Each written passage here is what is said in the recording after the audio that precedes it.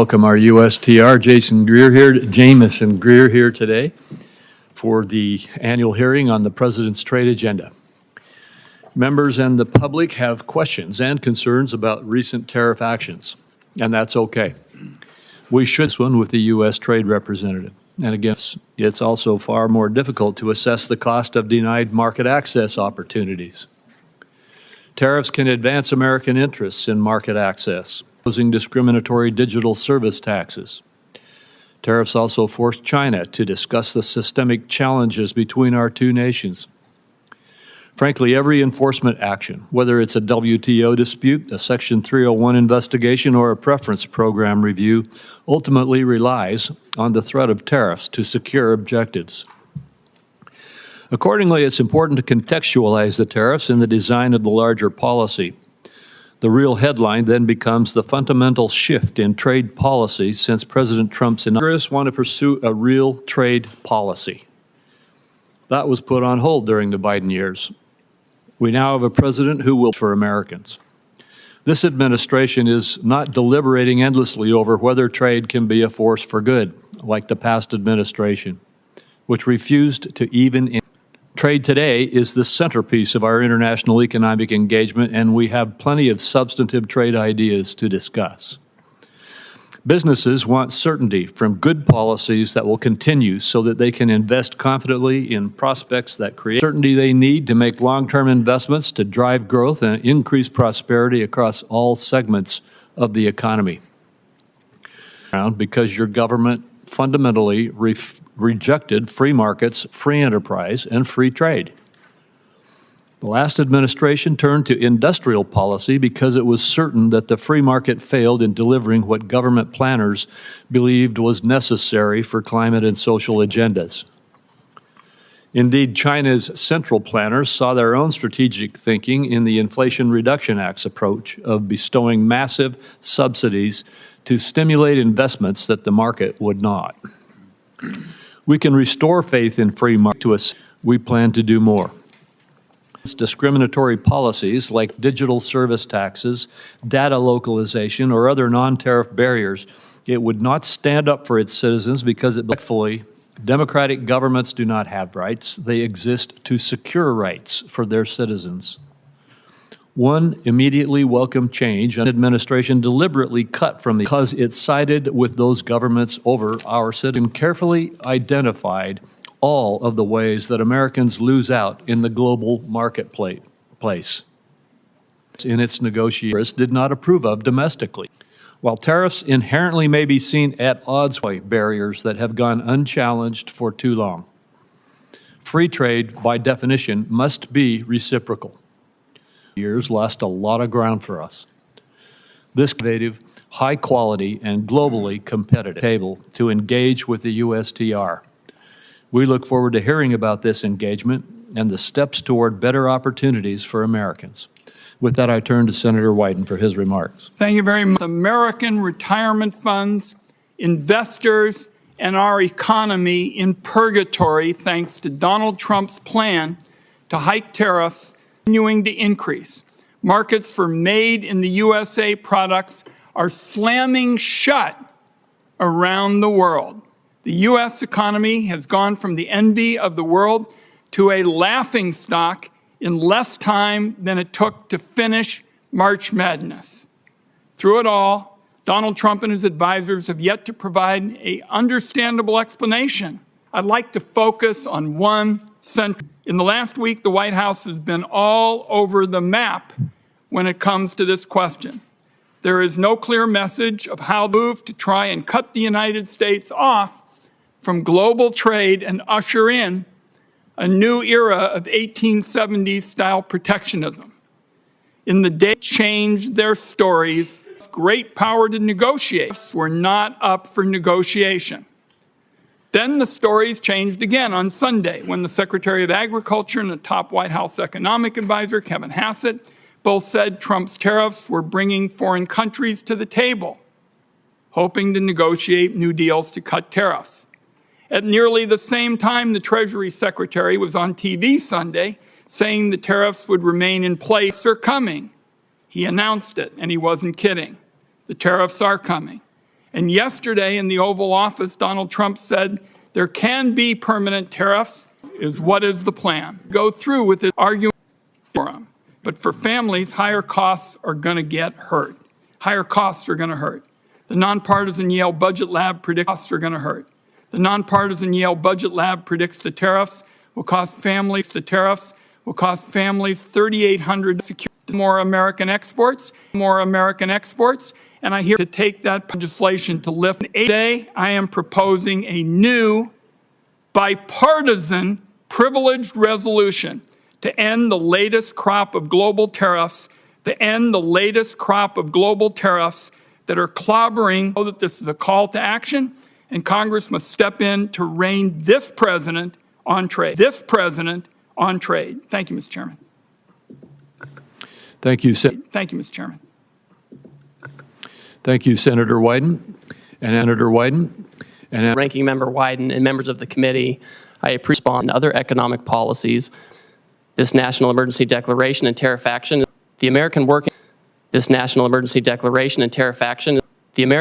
class in particular has suffered, and manufacturing jobs, the largest of any country in the history of last year. We were unable to build nearly 9,000 ships. Last year historically resulted in trade surplus. These are all serious indicators of an economic and national security emergency, and we can't ignore it.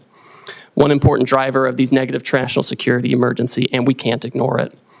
One important driver of these negative trends has been unfair, unbalanced, and non-reciprocal trade. This includes the effect of higher tariffs imposed by other countries on the United States, the effect of non-tariff measures that promote other countries on the United States, the effect of non-tariff measures that promote other countries' exports and upstream capacitors. For example, the European Union result is a trade deficit in shellfish with the EU. We only charge a 2.5% tariff on ethanol, but Brazil charges us an 18%. India's average tariff is 39%. You understand the trend here. Our trade deficit, driven by these non-reciprocal conditions, is a manifestation. Nearly all of these priorities present declare the national emergency over 30 years in the making, and it will not be resolved overnight. But all of this is in the right direction, particularly as we start to negotiate with these countries. We must move away from an economy that's based solely on government spending and the financial sector, and we must become an economy based on producing real goods and services that provide jobs for working class and middle class Americans in their communities. This adjustment may be challenging at times, and in a moment of drastic overdue change, I'm certain that the American people can rise to the challenge as they've done before. I appreciate this committee's interest in President Trump's trade agenda. I'm glad we're talking about this. That's created debate. And we may not agree on everything, but I know that you want to do what's best for America. So does the President, and so do I, and we'll collaborate together on this. Thank you again for your time, and I look forward to our conversation. Thank you, Ambassador. Yesterday, Secretary Bessent stated that you and he both will lead trade negotiations with Japan. I am very pleased that President Trump has decided to press for market access in this case. I hope we'll see more negotiations that press for zero-to-zero barriers, but could you explain a little bit what is the scope of these negotiations? Certainly. Thank you, Chairman. So as you know, yesterday the President directed Secretary Bessent and myself to interact with the Japanese. We've already been having several conversations with them over past weeks. So this is not a new development, but we are taking it to a new level. Obviously, we want to have more market access in Japan. For us, we feel like we could have more and better agricultural market access. There are also structural impediments to some of our industrial goods in terms of standards and regulations and that kind of thing. I also think that there are things we can do with our trading partners, things that aren't always purely in the trade sector with respect to economic security, whether it's export controls alignment or investment screening alignment or energy, making sure that our partners are tied up with us with respect to liquefied natural gas and other resources, as opposed to being dependent on other countries that may not be as friendly. And so I think all of these factors will go into these discussions with Japan in the coming weeks. Well, thank you. And as you indicated in your testimony, you've been approached, the administration or you have been approached by about 50 other countries already. I assume that the objective in the in these approaches, and I assume that there will be discussions and negotiations with them. But first, could you verify that? Is the objective here to engage in market access negotiations with these countries? Chairman, as these countries approach us, the idea is that we've had years and years of non-reciprocal access, and it's contributed to these trade deficits. As the countries come to approach us, what we've told them is, if you have a better idea to achieve reciprocity and to get our trade deficit down, we want to talk to you. We want to negotiate with you. And it goes both ways. Sometimes they have exports to us that are driven by subsidies and unfair trading practices. And then obviously they have non-reciprocal treatment on their end where they block our exports, sometimes through prohibitive tariffs, quotas that are not administered in the appropriate way, or other unfair trading practices. So these are the kinds of things that should be targeted. And I don't want to prejudge the negotiations, but if they're able to provide an alternative plan that can further these objectives, I think we're open to that. Well, thank you. The America First Trade Policy Memorandum rightly tasked the USTR to review China's compliance with the Phase 1 agreement. Under the agreement, China is obligated to purchase more U.S. goods and change basic practices and laws, the so-called structural commitments. The prior administration refused to discuss whether China complied with its structural commitments. And by the way, these were commitments made in response to tariffs in President Trump's first presidency, correct? That's right. What is your analysis of China's compliance with the structural commitments that it made in Phase 1 so far? Our assessment, Chairman, is that in the initial stages of implementing the Compliance. we will change their practices to make sure that they're fair, and we look forward to continuing to monitor that situation. Thank you. Such as India monitor that situation. Thank you. Such as India dropping its digital services tax, if not more so. Will you based agricultural rules to take on those barriers? Yes, and Mr. Chairman, I saw a lot of Oregonians who have 401ks that are being drained out. That's Oregonians who have 401ks that are being drained out. That's pretty rotten stuff. And you ought to realize how serious this is for knowing what the story. Senator, yes, they're scheduled to go into effect. We are having negotiations with all kinds of countries at this time. The president's fixed and going. We are having negotiations with all kinds of countries at this time. The president go into effect, and we're coupling that with immediate. As said, Senator, how many effect, and we're coupling that with immediate. As said, Senator, how many countries? I understand it's over 50. As said, Senator, how many countries? I understand it's over 50 countries. I understand it's over 50. That are negotiating with Yeah. us. We have about that the president can consider. I don't want to prejudge the negotiations or the president's decision, but that's what we're doing. Negotiations or the president's decision, but that's what we're doing. Now, you've said you've been negotiating deals, for instance, that the Trump tariffs have closed off. So, Senator, we've already, for example, they've lowered their tariffs already on cherries. They've lowered them on almonds and apples, things that I know are important to the Pacific Northwest. And this is exactly the right direction that we want to go in. I look forward to hearing from you what other kind of market access you want as we enter into these negotiations. What's the status of China? As you know, that's a big market for us in the Pacific Northwest. As you know, that's a big market for us in the Pacific Northwest. What's the status of discussions there? Fortunately, countries did. What's the status of discussions there? Fortunately, countries did not. Other countries signaled that where that goes. I think we need to work with our closest friends to make sure that we have trading arrangements that work, and as friends to make sure that we have trading arrangements that work. And if the Chinese are open, we'll see what. But they haven't signaled that at all. That there's no strategy at all. I'm committed. We understand in the Pacific Northwest what the stakes are. To have a smart, tough, Senator, I appreciate we understand we're going to retaliate. Wonderful if the China focus on other partners. Let's talk before my time is up about services. Focus on other partners. Before my time is up about services. The United States is a services powerhouse. The United States is a services powerhouse, from travel and technology to finance and media. Our services industry account for nearly 80% of the U.S. GDP and 8 out of 10 American jobs. Other countries are responding to Trump's global tariffs by review trade policy. Senator, some of our most competitive tech companies that we need to. I wrapped up with the service tech companies that we need to. I wrapped up with the services question because it seems to me it's classic Donald Trump. really good at talking about problems, even saying that there is some reason to go forward, identifying a problem, but pretty damn bad at fixing them. And there's going to be a whole lot of collateral damage in the process if you all continue. Ambassador Greer, well, thank you for being here today. I know there's been a lot of discussion about tariffs, but would you just briefly deny Mark? Yes, thank you, Senator. I have here in my hand a book that's become very popular in recent days. This is the National Trade Estimate on Foreign Trade Barriers and industry, business, small business. And this is 400 pages of all the non-tariff barriers that you're talking about. Just a few examples. Barriers to the export of beef from the United States. My state, Texas, happens to produce a lot of beef cattle, and Australia basically denies access to its huge market, but not as a result of tariffs. And it's always surprising because we have a free trade agreement with Australia, and we would expect that we would have fair and reciprocal trade. Last year, I think we imported about $3 billion worth of Australian beef, and we exported $0 of American beef to Australia. And it's not just beef. Australia also blocks on specious, fake science grounds, the export of fresh and frozen U.S. pork to Australia. I find it interesting that was bring advanced semiconductors another pandemic. There these advanced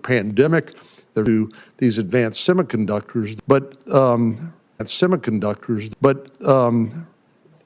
China has basically held us hostage and continues to use some of these vulnerabilities to our detriment. For example, critical mineral processing.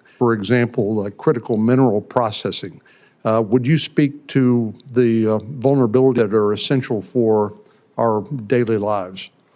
Yes, Senator, and that figure is always one that gives me great. We have lithium here. We have other critical minerals here. And a lot of it is that China has centralized the processing of minerals, right? We have in the Western Hemisphere as the processing of minerals, right? We have in the Western Hemisphere, in Bolivia, and they come here, and then if China wants a situation to be in, it takes action on trading partners to try to incentivize production there as well. Thank you very much. Thank you. And rising prices for the American people. What is it the American people should expect to be able What is it the American people should expect to be able to suffer as a result? So Senator, I think we can look at I think we should look at history and data for this. I think we should look at history and data for this. It's hard to project. It's hard to project what's going to happen with prices. At that time, inflation went down and price effects and so many things. And the data shows it's not one-to-one. I know you're smart enough to know that the likelihood is that prices. I know you're smart enough to know that the likelihood is that prices are going to go up for the American people as a result of the tariffs that you put in place. Do you disagree with that? Oh, I mean, think when you say that frankly, are going to be more for their supply chains in a quick set of time, and the way the tariffs get allocated between the foreign producer and the importer, that's where the majority of and we have a bunch of those the foreign producer and the importer, that's where the majority of and we have a bunch of those companies in Southwest Colorado would be a very good example of that. I mean, they are very dependent on the supply chain from Vietnam, and they probably are really worried today that is a lack of investment, capital investment. You mentioned some new investments that have been made in our economy, but I think that anybody who knows anything about the economy, investment, which is going to make it hard for our economy and may actually provoke a recession. Could you comment on your concerns about that and how you're thinking about that? And I have one more question before I'm out of time. So Senator, we have, I would say, dilly-dallied for years on this issue. We've done these broad studies, which are interesting and helpful that we saw come out of the Biden administration. Right. But we have to act. I can't sit for 3 years and try to fine-tune something. I hear you say that, but you strategically target Beijing, strategically target certain industries where all industries. These are sophisticated, not necessarily get the best deal, but more strategic approach, which would have headed how you think about that. So I would note, and I think it's thoughtful to think about things in this way. If you look at the results of the reciprocal tariff, the Western Hemisphere generally is at the lowest tariff rate. If you look at where we have our large section in Asia, that's given rise to our current problems on trade. I would just say in closing, Mr. Chairman, that cannot fathom why we are treating Canada and make any sense to happen in making these very important trade decisions. Thank you for your testimony. Thank you. Senator Lankford. Mr. Chairman, thank you. Thank you for the Oklahoma farmers and ranchers trade internationally, that the United States would turn to have increased market access. Is that correct? So, Senator, imports that are driven by unfair trade practices, but also promoting our exports overseas. So then the negotiate, we're trying to be able to establish better trade agreements or a timeline you're dealing with? So the president has indicated that he's willing to negotiate with parties that want to pursue reciprocal trade with the United States. We don't have any, as I'm moving as quickly as possible, and a lot of these countries are moving very quickly, and we're working on the weekends, we're working at night as folks want to engage on Great. this. Now, I will say, I know you want to ask something, the trade deficit has been decades in the making, and it's not going to be solved overnight.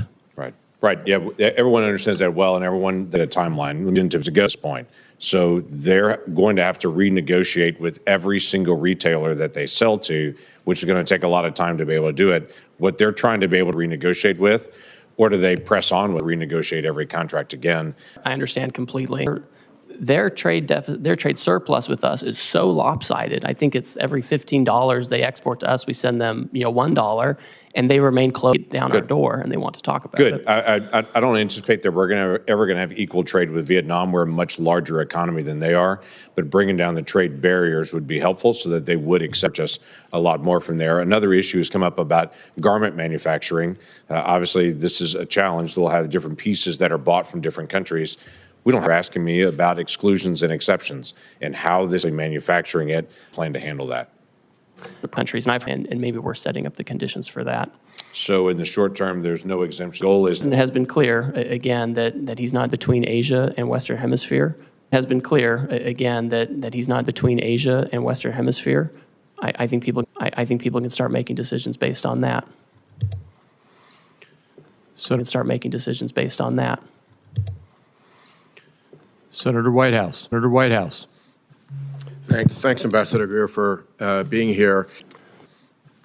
Thanks, Ambassador Greer, for being here. This is something you and I like to talk about. Yes, we do. This is a situation where you have a foreign country where perhaps they have actions such as poor in product. Perhaps they have actions such as poor in product to us. And we have Along with this, one, the customary negative on an issue. And we have Along with this, one, the customary negative on an issue. Now, plastics. If China, for instance, is responsible, then that's a harm to us, correct? Yes, I agree. Because it's a commons, the ocean, and we suffer from that. And that for pollution control with respect to plastic and the UN balance, correct? Yes, I agree with that. So two things are wrong when we get into this situation. Pay to prevent, be deployed to offset that trade imbalance and help protect the commons from this particular tragedy, correct? I think trade Administration shows the slight office during Trump 1 to have one of my bills signed by the president, and he gave a very animated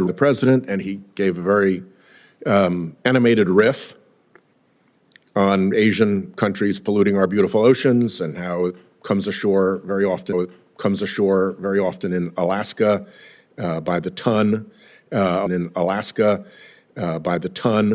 along their beaches, and have Senator Bennett's questions about what the immediate impact looks like in the short-term pain for the long-term gain. I just want to flag for you one issue that is very important to me. Rhode Island is a small business state, right? Canada is our global supply chain, and let's say China couldn't. That's all they've got. Lock their in the problem that these tariffs have created. If all you're listening to is the big megacorporations who can move things around the world and have the resources to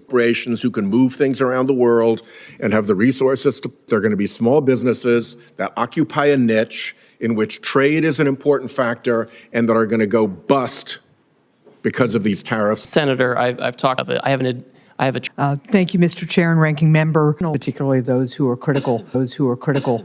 Canada is our biggest trading partner too. Businesses, especially Canada is our biggest trading partner too. Businesses, especially in our tourism industry,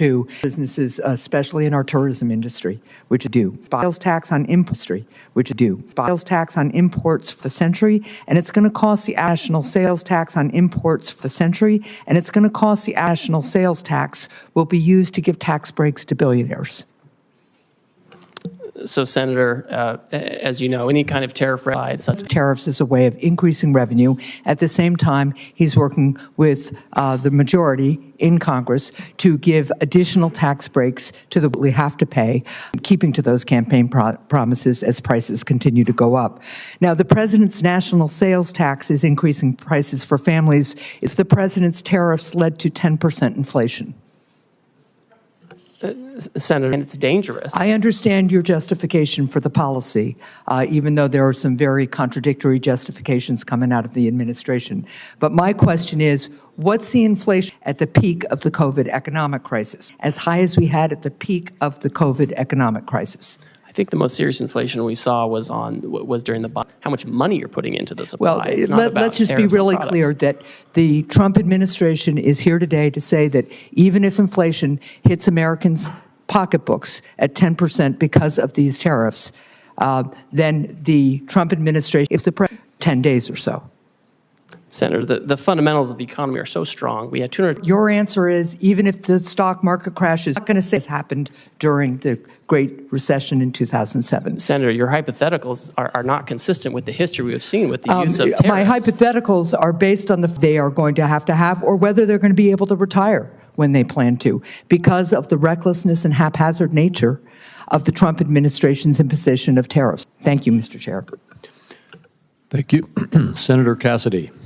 Hey, Mr. Greer, thank you for being here.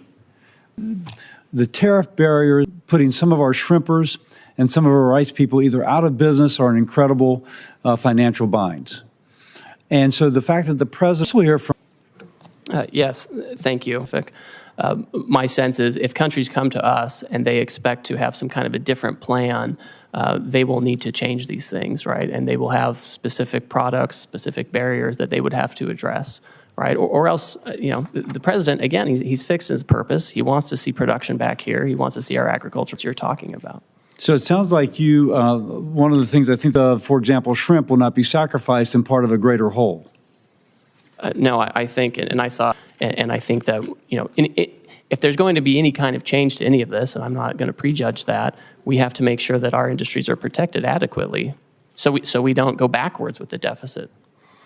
Let me ask, in the President's America First trading policy, there's several sections relating to free trade agreements and how they will be evaluated. Senator Bennett and I are working on an America's Act, which would be a hemispheric trade policy, which would have several purposes. One, to strengthen those ties. Secondly, to keep the Chinese from making the incursions that they are absolutely making throughout the hemisphere. Some are calling the Caribbean a Chinese lake. And so this would allow us to push back upon that. Can you share anything regarding the analyses of the free trade agreements we have within our hemisphere?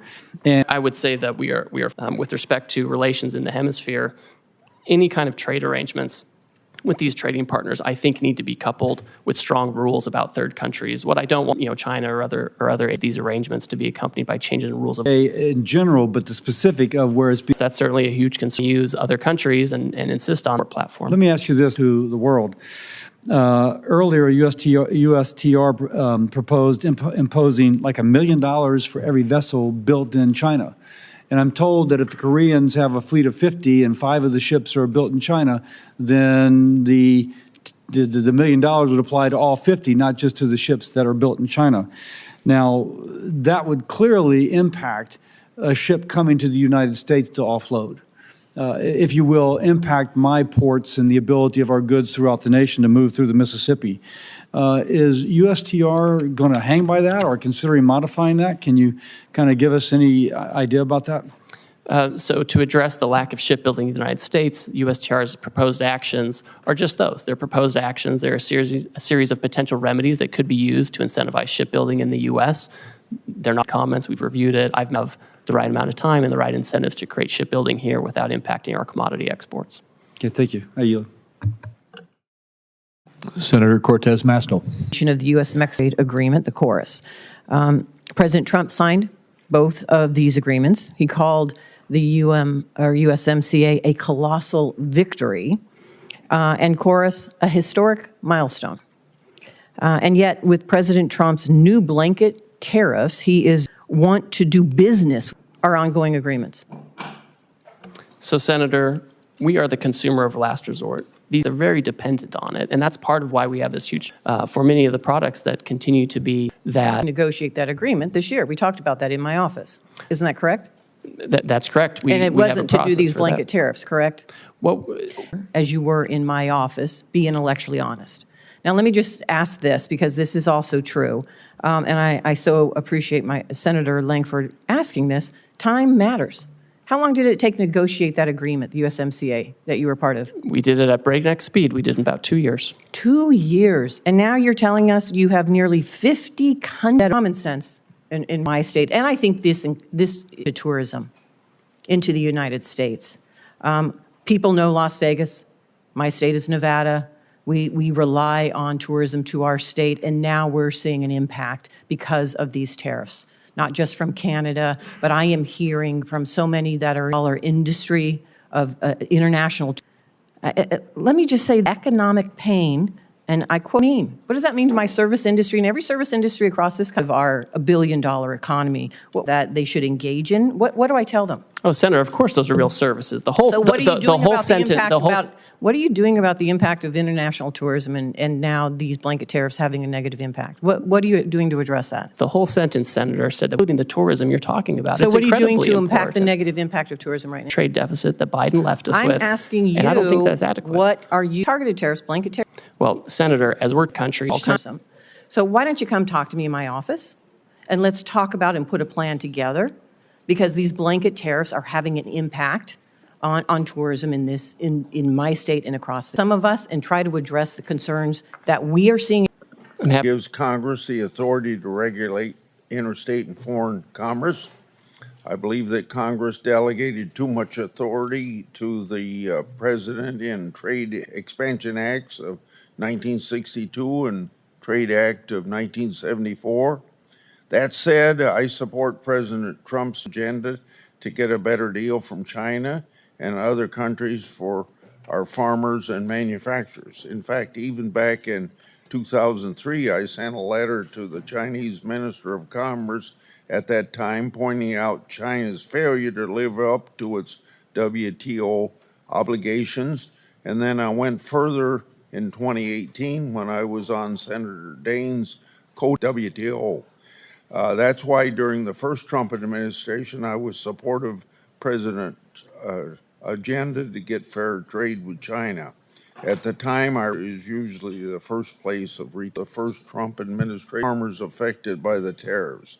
This helped farmers weather the short-term impact of trade retaliation. But as you know, farmers still overwhelmingly want to get their money from the marketplace and not from a government retaliating agriculture, including China. I have been very vocal in my wait-and-see approach to these tariffs for Americans with many countries. The administration could move very quickly to increase RVOs on the renewal would be where the Biden administration came up short period of time on biodiesel to make that 5.3 as far as you can see into the future and dramatically increase soybean prices. So my question to you is, in the medium to the long term, do you plan to turn these tariffs into trade deals to reduce tariffs and non-tariff barriers? I support that. On the other hand, if the purpose is to stall on negotiations in order to keep tariffs high for the sole purpose of feeding the U.S. Treasury, I oppose that. So is this administration for trade reciprocity or for Treasury replenishment? Senator, thank you, and thank you for, it's important to understand the sense of the emergency that we're facing and urgency with the need to reshore and do manufacturing here. It's incredibly important to the president. Yesterday, he can help us reduce our deficit and get rid of the non-country by country. We'll be able to do that, and where the president will have a kind of trade with us, it has to be on a reciprocal basis. Senator Cantwell. Thank you, Mr. Chairman. Ambassador Greer, good to see you. You and I have had many conversations about trade. I think my question this morning, though, starts with the consultation that Congress deserves on trade issues from the trade ambassador.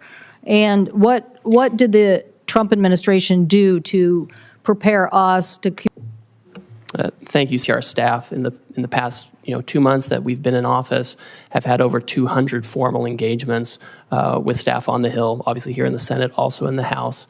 The day of the reciprocal trade announcement, we had our staff also up here briefing your staff. And we also had the president issue very publicly his America First trade policy memorandum, which specifically said that he was going to look into the trade deficit and the possibilities of tariffs. So we've wreaked havoc on the economy by having one of the largest drops of the market. We have people's 401 in panic. We have retail organizations like the Retail Industry, National Retail Federation, American Apparel Industry, Outdoor Association, Consumer Technology, Computer Communications Industry, Main Street Alliance, Small Business Majority, all anxious, asking us to do something. And you're saying, well, some people passed some notes to staff. What the requirement is, and this is where I believe the president has misconstructed and interest groups that are now panicked over the effect of tariffs.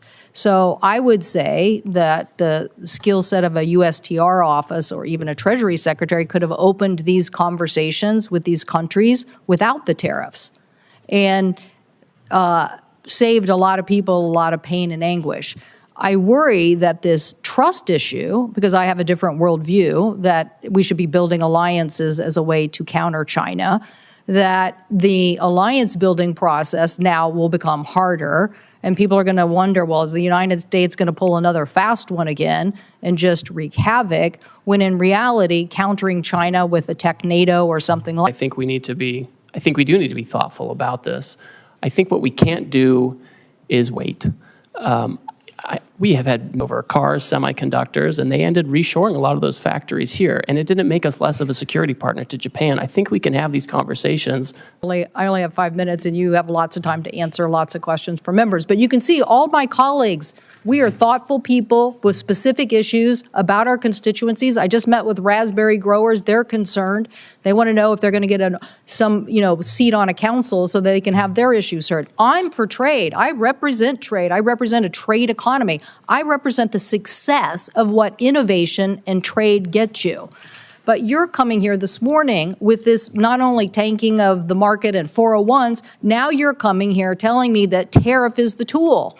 And I'm telling you innovation is the tool. You're telling us in your testimony you want a tariff on semiconductors. I'm saying that the last administration and this organization here passed the CHIPS and Science Act so we could reshore semiconductors here in the United States. So you're not going to win the innovation economy by tariffing semiconductors and reshoring that. I don't know what you think. I'm not trying to get the semiconductor. I want to lead on next generation semiconductor manufacturing, because I'm pretty sure I'm sitting next to the Intel ranking member here who's going to tell me if we don't lead on semiconductor manufacturing and semiconductor next generation technology, then we're not going to be leading in defense or in AI or in anything. So I want to innovate my way to that future, and I want to use the alliance power of different countries to force China and other people to follow up. Senator, TSMC has announced a new announcement where they're going to have more investment here in the United States so they can make those things here and have that innovation. Thank you. First of all, completely agree with Senator Cantwell. I mean, I just don't get it. You didn't exempt GPUs. You didn't exempt lithography equipment. You put a huge hit on Taiwan, where we need collaboration with the TSMC. I'm baffled. I mean, you're gonna hear from me what I'm sure you're hearing from most of us, incredulous about, I think, probably the worst economic policies that I've seen in my lifetime. On almost every worldwide country. Although, I will note from my Republican colleagues, you'll be probably glad to know that Russia didn't get a tariff increase. I believe that when all these global tariffs go into effect, I think most of them as of midnight tonight, tariff rate will be approximately 23%, highest since 1909.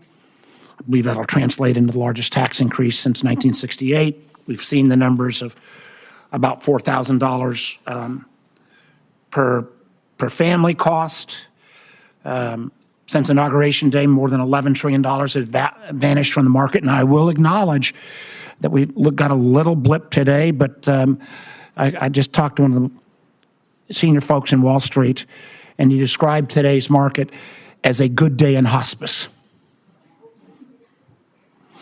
I wouldn't use his name because, there are no good days in hospice, but that's kind of how I feel. And again, I know you guys are supposed to know more than all of Wall Street, but when every firm says, we're going to see, and I've met you, Ambassador, I think you're a smart guy, but I don't think just because this is the way Donald Trump wants the world to be for the last 40 years that he can simply will it into happening. In my state, the Port of Virginia accounts for 124 billion businesses in Virginia. A guy in from a local brewery in Alexandria, the owner's name is Bill, he's got a triple whammy. He gets his pill already, even in advance of these all kicking in at midnight tonight. He's laid off 10% of his staff. Even if the president flips on all this, he's not bringing folks back. I mean, candidly, I had another guy in from who makes bourbon and sells a lot to Canada. He thinks it'll be a cold day in hell before the Canadians start buying American bourbon again. Be a question that maybe folks haven't asked. Let me ask you on this one. Australia is one of our strongest allies.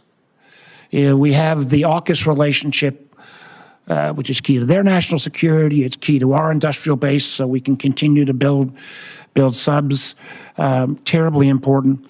Interesting thing with Australia is we have a free trade agreement with Australia. We don't have tariffs.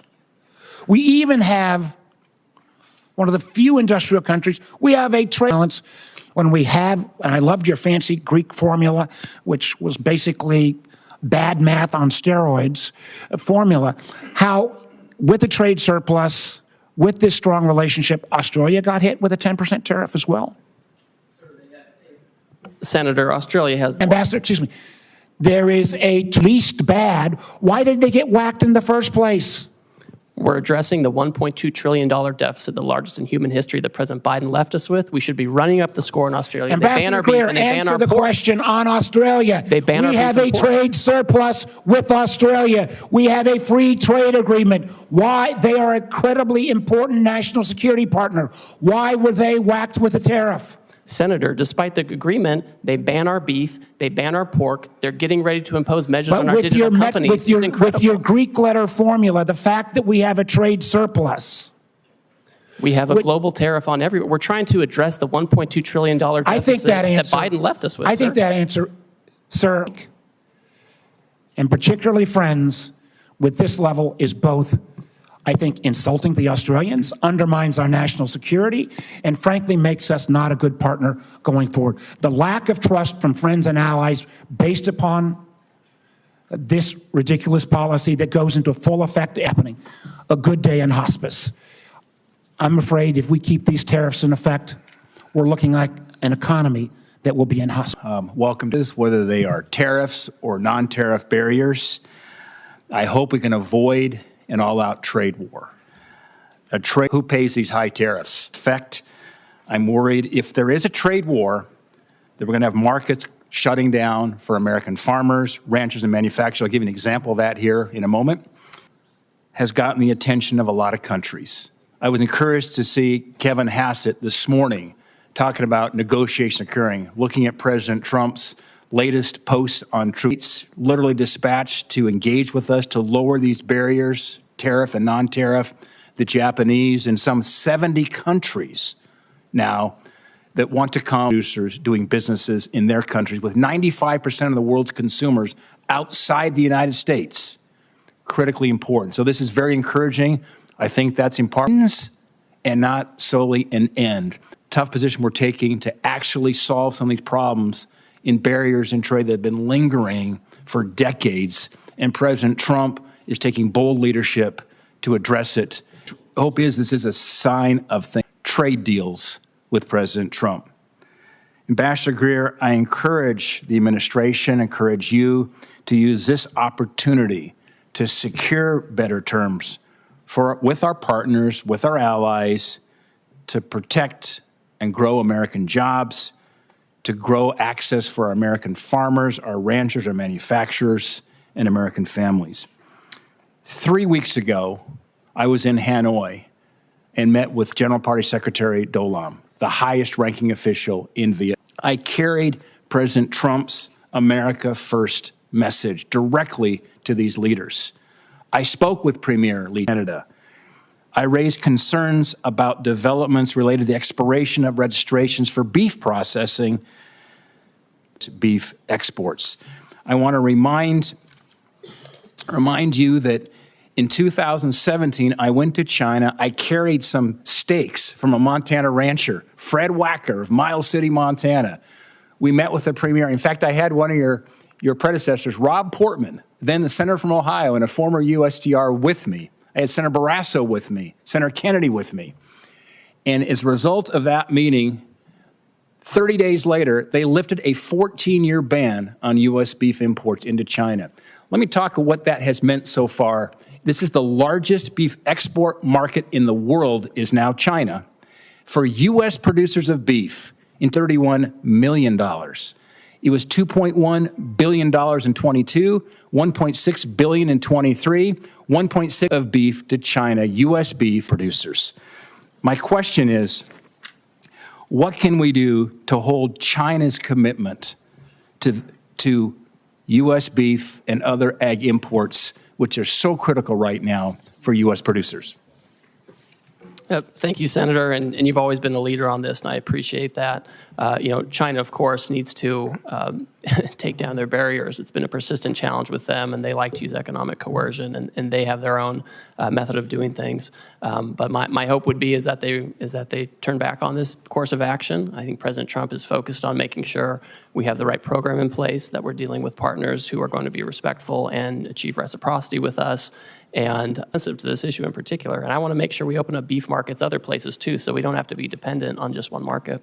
Yeah, well, Ambassador Greer, I'm encouraged by the negotiations that are going on as we speak with Japan, with Korea, with some 70 countries who want to now reduce their tariff and non-tariff barriers. This could be absolutely a monumental moment in trade for the United States. And is Senator Young. By commending you. You've been very accessible as we've tried to get some clarity on exactly trade policy and where we're headed and how we expect counterparties to move and all the rest.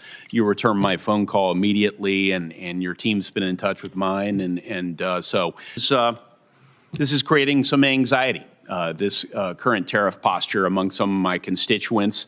On balance, I would say most of my constituents are supportive, and they recognize that some turbulence might be required in order to end up in a better spot and reset trade relations. It doesn't fall on everyone evenly. It has a different impact on a New York tech firm than it might have on a Hoosier soybean farmer. And I hope that's something that's being factored into your analysis as you think about how sectors and parts of the country. So unpacking those trade-offs for the American people, I think is going to be very important moving forward. In Indiana, rural communities and export-driven retaliatory measures and thinking about contingency plans. So, Senator, thank you for your concern. And I know this is something that we all watch. I watch it very closely. The president watches it. Whenever there's they're not going to retaliate on this, and that they would like to seek to talk to us first, find out more about the program, what they can do to meet our goals, which, as you know, we're dealing with an emergency in terms of manufacturing and our trade deficit. And so that is what most countries have chosen to do. My sense is that if there are some countries that choose to retaliate regardless of our need to address this emergency, our hope and expectation is that countries will do what they've said, which is bring down their tariffs. As I communicate some of the impacts in my state to your office, and as I know you and your team review this, I hope you will you'll keep those considerations in mind as you develop your negotiating priorities. Yes, we certainly will, and look forward to continued collaboration with you.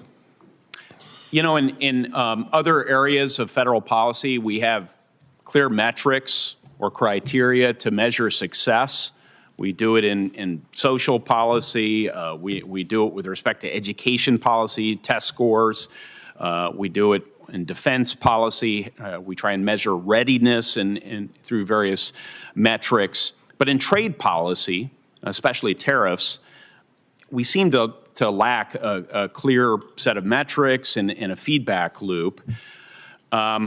Does USTR have a formal process to evaluate whether these tariffs are actually achieving their goals, whether that's reshoring or market access or reciprocity? Senator, as we historically, so when we're looking at these, if other countries are bringing down their tariffs and they're not overproduction or they're subsidized products, and so it goes both ways. And so it's a country-by-country analysis. We're looking at it case by case. They come in and talk what rates are and what we expect in terms of fair trade. Well, thank you. I should also mention that we heard from Secretary Bessent to discuss tariffs the other day as well. We'll be in touch. We want to work with you on critical minerals policy and Trump's priorities. And thank you for your ongoing efforts to bring more clarity to the markets and to our business. Welcome. That America's been very generous in opening up our markets. Our trading partners have taken advantage of us. We don't have fair trade. But I think you're also hearing that our constituents rely on trade, and they're going to be harmed by it. So I handed you concerned if they went public that they may not get exclusions of some of these things are being ruled out at this point in time. They're very specific situations that I think you ought to consider exclusions for, particularly when they're expressing concern about small businesses in their states. I'm hoping and I hope you and the president are very sensitive about tariffs are double-edged sword that with minerals. Do you have a list? Sure. Thank you, Senator, and I appreciate the communication. You'll note in the action we took last week, there were certain sectors that we excluded from the tariff action because we think they need their own, they're able to think about the best way to incentivize this. You know, there are things we can do as the executive branch, and there are things that Congress can do, and especially with the tax bill coming up, I think these are the kinds of things where we need to create the right incentives. So you're not using tariffs to a tariff because you want them brought in. Doing investigations right now, and we're considering with respect to pharmaceuticals and semiconductors. The president's been very clear about this. He said it several times because tariffs are a tool that can be used to create incentives. What we can't have is the status quo. The status quo has not worked. Do you believe a trade deficit is just per se always bad? I think the situation here that's, or surplus. All labor content products, when, by the way, we realize the trade deficit, we have problems with that. Add into your calculation in terms of what you're actually trying to accomplish. I mean, all for bringing back these crucial products so that we don't have national security issues. Workers, where that's done in some of these other countries. I think our folks are innovative, and the newest factories use a lot of automation, but also workers and people who make the products that the industrial robots that can here, right? We need to think not just in terms of quarterly earnings, but in the next century, and how do we set up the American economy now? How do we deal with the emergency now to make sure we can produce far into the future? Again, I would ask that these case studies be entered in the record. And a broad instrument, there's going to be an awful lot of collateral damage. People are already feeling that pain, so I hope you're sensitive to that. Without objection. And Senator Tillis? Some of the early attempts at implementing the system proposed an alla prima approach. Let's do it all at once. Let's change the plumbing out, let's get it all in, get it done, Band-Aid off. It proved to be hugely unsuccessful. There were a lot of very visible projects, and the industry decided there needed to be a methodical sort of prioritization of what parts of the business needed to perform better sooner, and how do you layer onto that a comprehensive strategy. It looks like we've got a novel approach here in terms of an alla prima approach. I'm not a trade expert, and I'm not going to question it at this point. I do have a question about, at the end of the day, the other thing in management consulting we like to focus on is this concept of one throat to choke. In other words, when you're finally taking a look at a strategy, decided the all, I'm assuming this all got gamed out because it's a novel approach, it needed to be thought out. Whose throat do I get to choke if this proves to be wrong? Well, Senator, you can certainly always talk to me, but are you at the tip of the spear? Well, I'm at the tip of the spear for certainly. Did you propose the alla prima approach? So, first of all, I would push back, Senator, just a little bit on this. Section 232 and 30 provide. Is that true of China, where they have said the U.S. is unilaterally bullying and completely groundless, and they're going to fight to the end? Are the 232 and 301 tariffs exclusions on the shelves until we get to a reasonable agreement with China? I'm just trying to answer a question that I have several people in North Carolina asking. So the president, again, is the final decision maker on all of these things, and he has directed that there not be exclusions or There exemptions. will not be any exclusions on steel, aluminum, or any kind of determines what the end is, because they said they're going to fight to the end. Again, I'm just trying to communicate questions that I've asked, so there will be no exclusions. Yes. I won't waste your time asking for them. That's the main reason I want a prima approach, and I'm waiting to be. I'm waiting to see it be successful. But it just seems like we've decided to begin a trade war on all fronts, and that go after helping countries a break because we're trying to actually. So it just, and I understand that you are the trade rep. So if you own this decision, then I'll look to you to figure out if we're going to be successful. If you approach that was successful, if they're right. But here's what I'm really worried. I'm not going to ask any more questions. Patience, really. Everything that we need to do to know what the political environment is going to be about next year, it's going to be done by February of next year. So in your mind, do you believe that over the course of the next 14 months, we're going to have a level of certainty in the displacement for a period of time, 27 or 2020 is a good idea, because that's about the timeline we've got to work with. Well, Senator, these people who voted for the president is the same. I'll be 65 and all. That's for President Trump. They voted for me. I hope that they will again in both cases. Well, maybe not the president, but I intend to run for re-election. I'm just trying to figure out if they're going to feel good. It's about 12 months from the beginning of an administration. I wish you well, but I am skeptical. Thank you. Senator Smith. Thank you, Senator Crapo, and welcome, Ambassador Greer. And the war is with everyone. It feels really indiscriminate that Minnesotans are freaked out. Farmers who are experiencing, you and I have talked about this, one of the worst farm economy, 80% of the iron ore that goes into American-made steel, they want fair trade. They want us to stand up to illegal steel dumping, but their consumers are freaked out. This looks like a giant sales tax to them, retirement war that we're in, because at various times it's closed. This is not a trade war. We have, most countries have said they're not going to retaliate. We have an underlying emergency. The goal of this, of the trade deficit, where President Biden left us with the 1 point, that's the goal. Certainly there's a tariff revenue effect. Okay, so if that right? Is that how you see it? So the or are you tariff. trying to use them to? Well, it can go both ways, Senator. So nothing has persuaded them. Sitting down, talking nicely hasn't persuaded them. But if you were telling us fair markets, then we need to. Well, the trade deficit is a global, it has a global approach to what's market barriers with them, and that's the right approach, and that's what's happening. That's what the president's directed. But I mean, as Senator Warner was pointing out, I guess it's a floor you could call it, a 10% tariff, even with countries where we have a trade surplus. And by the way, this seems so arbitrary. Us economists, and they propose rates, the higher trade barriers, the unfair trade practices, the dumping, the subsidies, all of that, and that's how you can capture that. Well, so would you adapt? Again, I think it becomes country by country. We have that are subject to the highest rates to address these issues. The status quo just won't work anymore, and we can't do it piecemeal. I'm not arguing for the status quo, Ambassador. I'm not, and it is true again. But then that would suggest that these tariffs need to be in place for a very long time, because what capital wants is consistency and stability and predictability. These trade adjustment assistance, which I will follow up as a question for the record. But again, I think that my... Thank you, Mr. Chairman. Thanks for holding this hearing.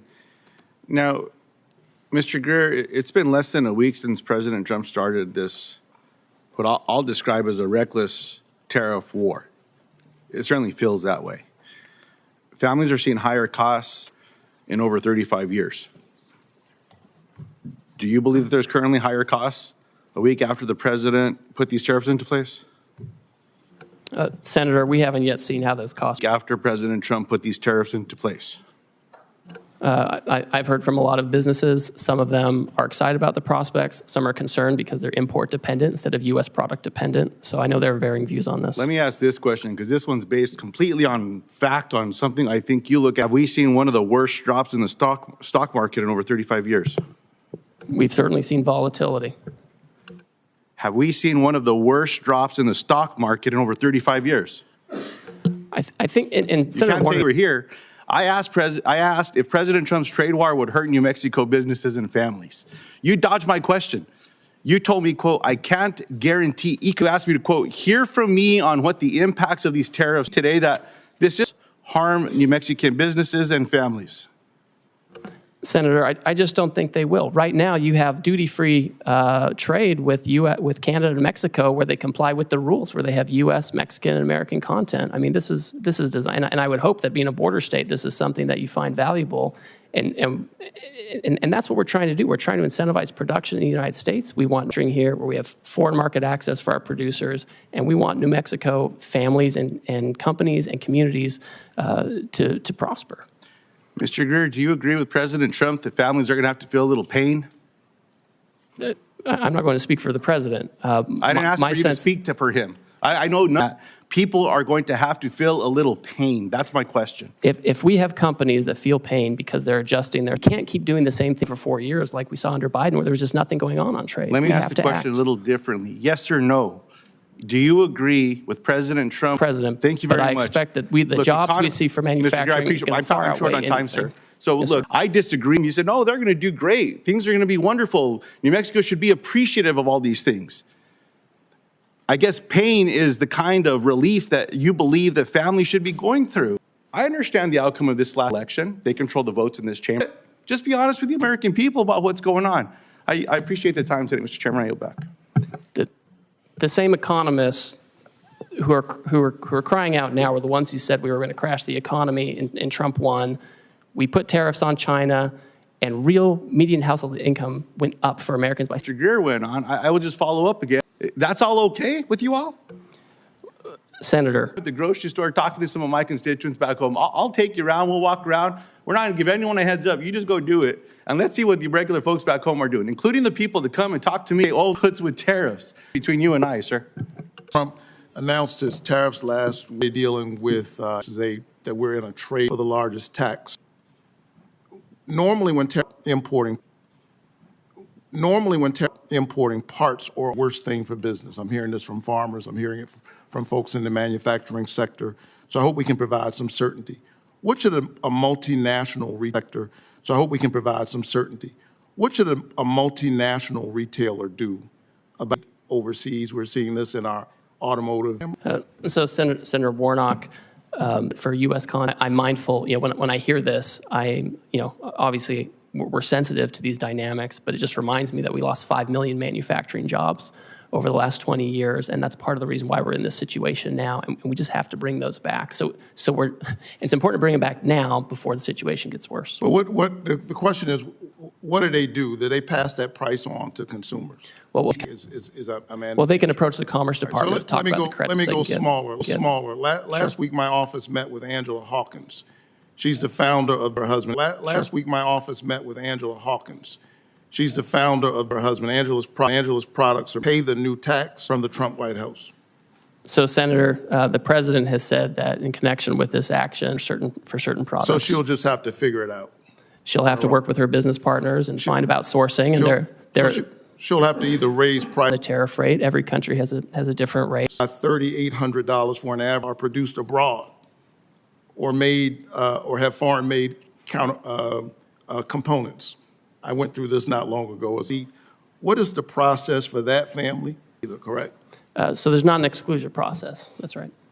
So they would just bear the cost. Well, I think the studies you're talking about, the economists, they got it wrong and Trump won. The fact of history shows that it's not a one-to-one. The highest inflation we ever saw was under Biden for housing and education and healthcare and all of these. Now bananas are more expensive. Reach out to the White House for an exclusion for that price hike on those bananas. Well, again, as we've discussed. So here you and I agree, and I would submit that what the President did last week in such a reckless and sudden way is adding even more pressure on these families. Thank you so much. Senator Warren. But Congress has the power to reverse these tariffs, and we should do so immediately. Tariffs can be a tool to help build things in America, but Trump has slapped tariffs on, then off, on, then companies far less likely to invest in manufacturing or jobs here in the United States. If Congress tariffs will push millions. Greer, we've heard a lot of conflicting statements. So let me ask the question: jobs each month in the last recession. If 700,000 Americans lose their jobs, Mr. Greer, Ambassador Greer, let me just stop you there. I'm not asking about projections. I'm asking if because of these new tariffs that Trump has slapped on, will the administration reverse course and lift those tariffs? Senator, that's not going to happen. We've lost. Try another one. Moody's says that if it ultimately cost 3.5 course and lift those tariffs. Senator, the Wall Street analysts are wrong. If the number is 3.5 million, if it never comes to pass, you don't have to worry about your answer. But if 3.5 million people lose their jobs because of these tariffs, is the Trump administration prepared to lift them? Right now, this minute, we're working on negotiation. It's going to be a situation where years from now we've lost millions of jobs. Let me try one more to Powell. To Chairman Powell, who I don't know, but tariffs on China, and you can make it work and have lower over time as we reshore. And that's what we have to do, Senator. What I'm hearing you say is that no one can hear. A rhyme is the fact that for you or for Donald Trump for rolling those tariffs back. Look, if Republicans are serious, Trump's have the power. Get this voted on. Senator Wyden and I have already are about to introduce the bill to do that. And if Republicans are serious about not playing the red light, green light with tariffs, but instead about protecting our economy, our families, our jobs, and keeping prices low, then Republicans should join us on that. Thank you, Mr. Chairman. Senator Welch. Thank you. You know, there's a place for tariffs. Is so destructive and so suffering for a lot of people. These are really disastrous for Vermont. I just want to go through this question of how did the made a decision on how he wanted to have the tariff set, and the economic cabinet advised him on that. Right, but you did not set like the 50% rate on Lesotho. I personally didn't. No. Yeah, can you explain how that makes any sense? So the way that the methodology works is the emergency we're talking about is premised on the trade deficit, which we think is well, I'm trying to explain the methodology, Senator, if you want to hear it. This is rollout is so did White House economists who assess the trade with 50% for Lesotho. Well, I'd like to tell you. I'm going to keep going because Lesotho does diamonds, and and basically they came up with some formula. Well, that's not now. The phone is ringing. Trade with us and how to get that deficit down. That's right. So here's the structural issue: these tariffs from your product. Who's got your number? Who's got the tariff on Lesotho? The way this works, Senator, is we have long-standing we review it, we analyze it, and we present it to the president. They're calling the president. I mean, you've got Donald trade. That's insane. It's going to be 25% because of retaliation. We certainly talk to all kinds. If they bring in Chinese content and send it down, they won't get a break. Let me tell you the frustration. Push back on unfair trade practices. To do Wyoming and for workers across the country. I'm worried that foreign competitors continue to use unfair workers across the country. I'm worried that foreign competitors continue to use unfair trade practices against the United States. Prosperity. We want a safe and prosperous nation. Workers in my home state and across the country are paying the price. So can you just talk a little bit about how your home state and across the country are paying the price? So can you just talk a little bit about how you determine if foreign trade for our country? Thank you, Senator. And so for him, he took a look at our trade deficit, which was the largest in human history under President Biden, $1.2 trillion. And we looked at what the non-reciprocity in trade, push things into our market or subsidies or state-directed economies. And so those are the things we look at. And then when you move to the countries, obviously it's common sense to have a baseline to make sure there's no cheating and that we can get at the trade deficit and unfair practices. Thanks. Could I ask you about nuclear fuel? And, for decades, America led the pass. We're now seeing a troubling shift with increased uranium imports coming from China. And we think it's the uranium from Russia going to China, which they then sell to the United States. So we've simply replaced one adversary with another. This poses to me a serious threat to our national security, to our energy independence. Wyoming has the resources from Russia, threatens to undermine our domestic nuclear supply. Senator, I'm happy to talk to you about that and the best way to implement that kind of action. Great. Market access. I heard a lot about market access today. Just specifically discuss market access for American beef. It's our #1 cash crop in Wyoming. Our ranchers produce some of the highest. I do appreciate your office's effort. 50% tariffs into our country. We can't sell a hamburger there. Cash crop. So, Senator, recorded for years, and we expect countries to change this. Great. Thank you. In terms of critical minerals, we sit Earth. I know, for example, this is Thank you, Mr. Chairman. Is trying to do for the bring in to negotiate. Grateful for all that work. I do want Tennessee pulp and some of these foreign governments. Tennessee pulp and some of these foreign governments actually look in materials which and took control is a materials which and took control is a pattern of regulatory markets weaponized. Find it troubling when or going elsewhere. Markets weaponized. Find it troubling when or going elsewhere to produce those kinds of regimes, officials, and we can't look, and I'm against us. That's officials, and we can't look, and I'm against us. That's wonderful. If to digital trade. And that was a part of the negotiations on the USMCA. And it really gave us a very robust and ambitious digital trade chapter.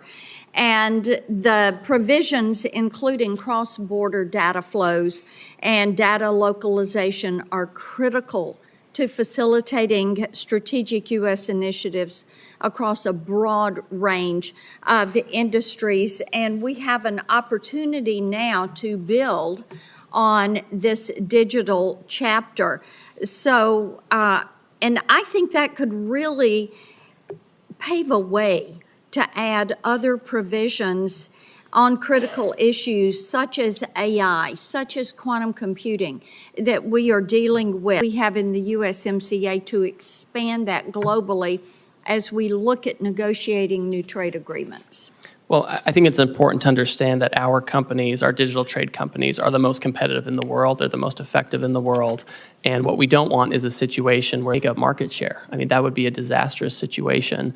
And so as countries come to us and want to talk about how to have more reciprocal trade or better trade actions, I would expect that we the appropriate market access that we want, and whether we do that in formal trade agreements or just in commitments from these other countries. Well, and as you know, digital trade is important to something that get mentioned quite a bit as we are talking to companies. I know Vietnam has several non-tariff barriers, and done includes provision through Vietnam. I agree with you 100%, Senator, whether it's Vietnam or others, if they think they're going to have some kind of different rate, it can't be one that gives preference to a third country like China, where they can just take advantage. Mr. Chairman. Thank you, Senator Sanders. Thank you, Mr. Chairman. Mr. Greer, thanks for being here, and I enjoyed our conversation in the office last month. Let me begin by saying, as I suspect you know, that I am not a great fan of permanent normal trade relations with China. I will never forget a visit that I made to the Macadillo area in Mexico, where I saw boxes to Mexico where people work for to an area to talk about the legal basis. Mr. bypass Congress and to impose an emergency and quote the millions and millions of undocumented immigrants coming from the northern border. Unfortunately, that's a lie. The truth is that the U.S. Customs and Border Protection reported just 43 pounds of fentanyl was seized at the Canadian border last year, representing just 0.2% of the total. Now, we could agree that 1 pound of fentanyl is too much. But if 0.2% constitutes an emergency, my guess is illegal drugs are coming in from every country in the world. And that gives the President of the United States incredible billions and millions of undocumented immigrants. We can argue about tariffs. So, Senator, I would, I think you need to look at what the president issued in terms of the order for the legal basis for what we're doing, right? I mean, the president very rightly hit on this issue of fentanyl migration coming from northern and southern borders, and it's a real emergency. All drug